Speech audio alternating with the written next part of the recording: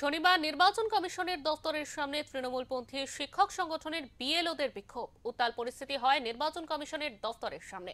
প্রসঙ্গত, এদিন দিল্লি থেকে 12 জন রোল অবজারভার রাজ্যে আসেন সুব্রত গুপ্তর নেতৃত্বে।